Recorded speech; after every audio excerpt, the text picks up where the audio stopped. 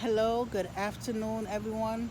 For anyone that doesn't know, my name is Sharon D. Perry of SharonDPerry.club.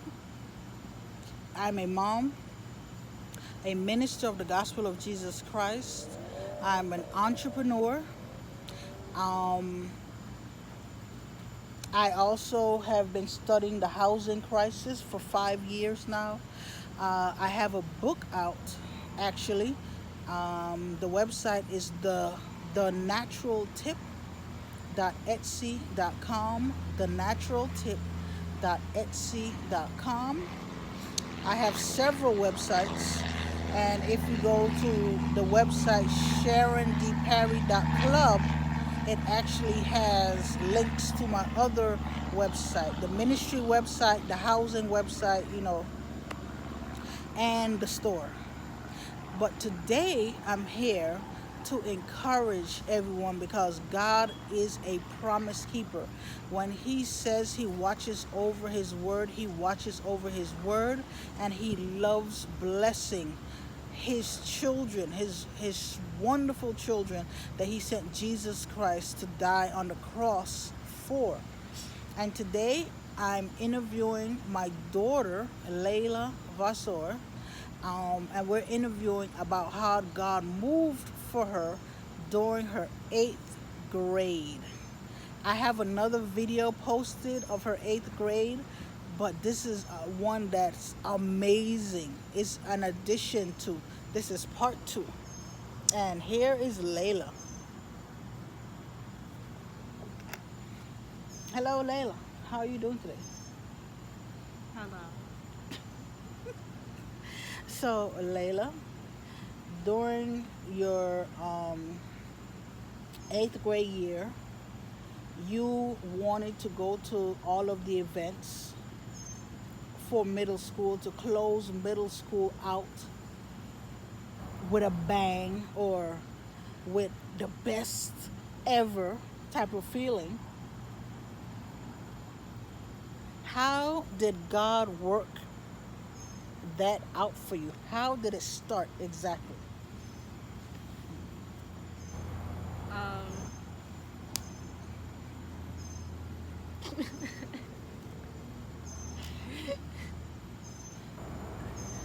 it started with my art teacher signing me up for another competition, and it was about blue ribbon. I had done this competition twice last year for my 7th grade year, and this time for my 8th grade year. And for my 7th grade year, I had an idea, but my art teacher had like a specific style and stuff, and my art teacher wasn't like not a bad teacher, but he will say, oh yeah, your idea is good, but if we do this instead, I'm like, no, I'm not changing it. And he would try so hard for me to change the idea. I changed it for my 7th grade one, and it was crazy. So, in the 8th grade, um, you started the blue ribbon and you were doing the picture, and were you able to finish the picture? Were you able to finish the picture? Yes, hello. um, no, I wasn't, because on the day that it was due, my teacher didn't know exactly when it was due, so he just had us working on it. And he then told us that it was due that day, and I had a doctor appointment that day, and I had to leave early. And Angie was waiting outside the school here, waiting for me to come. Oh, Angie is her aunt. Uh-huh. For me to come out, and the people were calling Mr. Jonathan, but he was refusing to answer the phone because he already knew that it was me being picked up early because I told him that morning. So I would literally, he had me there. He told me, even though that I had core classes and art's not a core class, he had me stay through the core classes because he's like, you're going to finish this. And I was only able to color in the girl, but everything else around her was black and white. I'm like, and then they keep calling Mr. Jonas, my art teacher. Finally, I almost said his name. My art teacher finally picks up the phone, and he says, and he like, oh, okay, and he like, Leyla, work faster. And I'm here trying to finish. I said, you know what? I'll keep the girl in color and everything around her in black and white and act like that's what I meant for it to be because I gotta go. So you were not able to finish your art project, but the teacher still put your art project in the contest. Yes. He submitted 10 of the projects, and he submitted the best ones, and he said that he submitted mine. And he didn't tell us nothing. Weeks passed, and I'm here heading into the cafeteria, and Mr. Jada, my art teacher, is standing at the door, opening the door. I'm the first person, and he says, hey, Leyla, can you wait outside for a bit? He literally has the whole entire school goes inside the cafeteria, and then comes outside to tell me, oh, you know, I submitted 10 of the art projects, and I submitted yours as well. And then he walked through the door, and I'm like, why would you make me go outside if you're gonna just walk in through? 15. Walking through, and he then told me that I got second place in the county.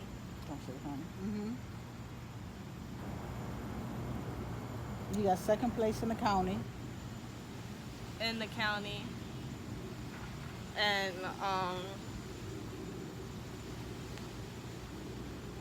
So you got second place in the county, and we went to the art event.